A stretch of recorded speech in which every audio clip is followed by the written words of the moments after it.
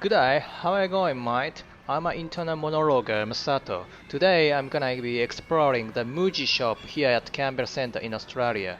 From this time, I wanna show you how to use basic grammar rules from scratch. Okay, this time I wanna explain and demonstrate how to use this and that. First of all, what is the difference between this and that? Well, this means that if you have a look at something in front of you, you could say like, this one is blah blah blah. So it sounds physically closer to you. On the other hand, that means that if you are looking at something a bit far away from you, you could say like, that furniture looks more elegant than this one. Do you understand what the difference is? Let's begin. I want to demonstrate how to use this and that. Wow, look at that. I reckon that looks like just a light, but I can see it puffing out from the object. Interesting. Let's have a closer look at. Okay, this is an ultrasonic aroma diffuser. I'm not sure cause I've never used this sort of stuff before, but anyway, let's move on. Using this and that is pretty useful for describing, explaining or pointing out something closer to you or far away from you. Don't worry about how to remember grammar rules. You can learn them naturally as you watch my YouTube videos. That bed over there looks great, and I particularly like that color. Oh, this one, this reclining sofa is also really good. Is this sofa or a couch? I reckon it is a sofa. Okay, I've been not intentionally using this and that, but I tend to use these two naturally when I'm describing something closer to me or far away from me. This is the right way, so you can learn how this and that are used in a simple and effective way, but at the same time you can learn some new words, some of which might be familiar to you, the rest of them maybe not. Have you ever seen the word repurpose and discarded before? These words are generally used for something relating to recycling or environmentally friendliness. Re means again, and dis means deletion, opposition, or separation, right? If you know these prefixes, then you can probably guess what these words mean. This is the way it is when it comes to boosting your vocabularies. Okay, this cooking tool is called spatula. Is this name familiar to you? I suppose you might say this is an egg lifter.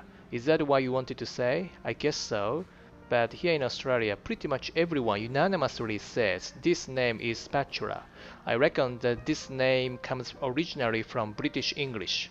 Okay, this is a kind of tricky word to pronounce accurately. Sail. This contains dark L, or I might say silent L sound, which means that you don't pronounce the L like a letter. Instead, it sounds like a U, say you, and the phrase up to something means maximum.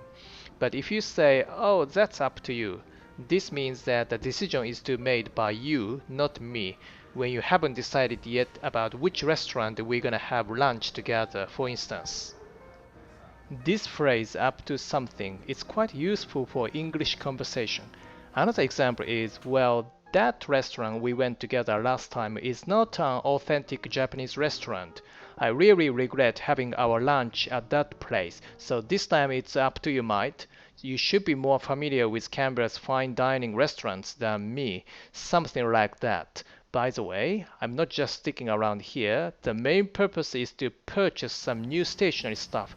'Cause to be honest, I used to be a Muji addict when I was younger, but I've become enamored of this stationery again. Sorry, let me digress a bit from this topic, but spelling is a bit tricky, right? N-A or N-E, nari. The easiest way to remember is to think about this like a pen, which contains E, so stationary. In contrast, static or stable is associated with a stationary. For instance, I remained stationary from fear. Does this explanation make sense to you? Okay, please don't confuse stationary with stationary. In English, there are heaps of homonyms, so it's good to learn this sort of thing. Next up, poly. This is an interesting prefix I want to talk about here. You guys might know this very well. For instance, polyglot is like someone who can speak more than two languages. Do you know that? And uni is not exactly the opposite to poly, but it's sort of associated with each other. So uni, for example, you can see the word uniform. What does this mean? Uni means one, and the form means a shape, pattern, or style. Yep, this sort of prefix can also be seen when you are looking for something to wear at the clothes shop. For instance, many t-shirts are made of cotton, linen, or polyester fiber, right? This word polyester combines some different compound materials. Right, many of the Muji products are using a polyester, I suppose. By the way, as for polyethylene is the American word and the spelling, while British English spells it differently, which is polythene. I'm not quite certain the reason why the spelling is different. Okay, do you have anything interesting or curious about? I'm willing to explain this or that stuff for you. How are you going so far? Do you get hang of what I'm talking about? I hope so, because I'm trying to demonstrate how to use this and that in different ways when I'm describing something here at Muji. Some of you guys are quite familiar with this shop and names of products, so it's good to hang around and talk to myself as if I'm teaching you right now. Okay, did I miss something? Oh yes, here in Australia we call a backpack, which is something you tend to carry when you are going on a trip or commuting to school or work. But in American English, this is called rucksack. Actually, not many times I heard of this. I reckon in Japan we also call this a backpack instead of saying rucksack, right?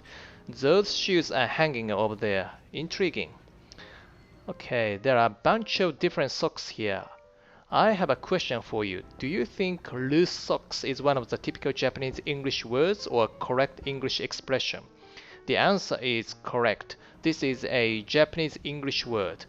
The correct word has to be like slouch socks. Have you ever heard of this? I don't know what sort of people are producing this sort of Japanese English words that are not really understandable or in many cases double Dutch to native English speakers. Even me, I sometimes have no clue about some new Japanese English words simply because I've been trying to understand the English words based on the IP phonetic symbols, not the katakana pronunciation. I have to say, so many Japanese people already know heaps of English vocabularies, but just this kind of katakana pronunciation confuses them. So please try to forget about katakana words, or at least try to differentiate this from correct pronunciation. Okay, next up, speaking of down jackets, you know this obviously, but the word down comes from what? This is not meant to be literally down. This means a type of bird's feather, doesn't it? Very warm and soft, like this jacket is as soft as down. In fact, I've never bought a down jacket from Muji in my life, so I'm not in a position to give you any advice as to what type of down jacket and specifically which one is the best. And the thing is that I haven't really understood what sort of concepts Muji has embraced since its inception, so I'm kinda into knowing that. Let's have a look at the Muji's three core principles. Oh, Muji was born in 1980, the same age as me. What a coincidence. Selection of materials, streamlining processes, simplification of packages. These are really good principles. Sorry to surprise you, but I'm moving around so quickly.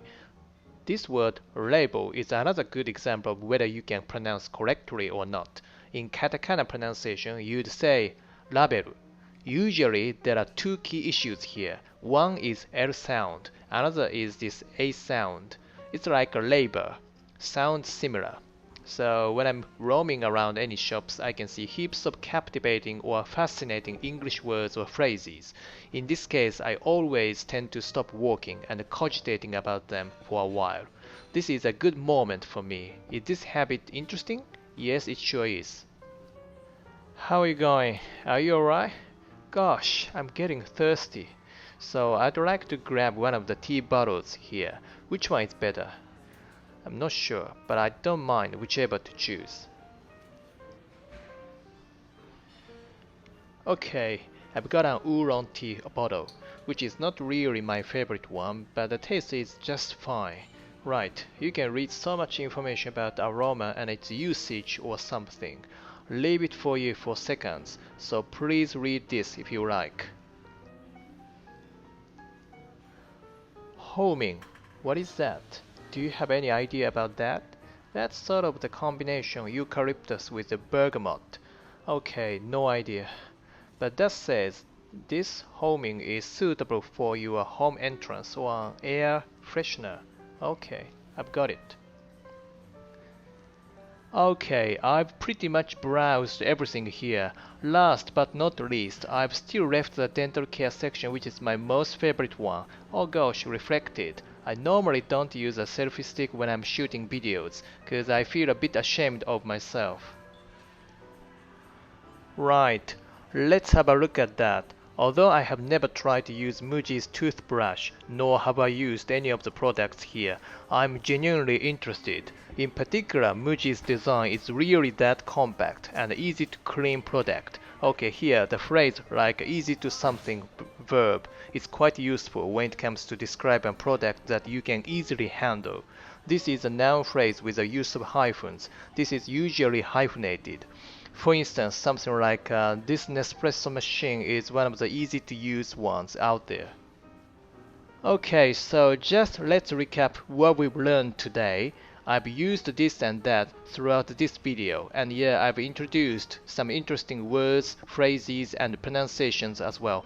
Hopefully, you've fully understood pretty much everything here. And finally, my YouTube concept is like talking to myself in English, so I just want you to know how I do this. And please use this video as a means of practicing your speaking as well. Apart from YouTube, I'm also using Twitter to share something useful for English learning with you guys. So please check that out.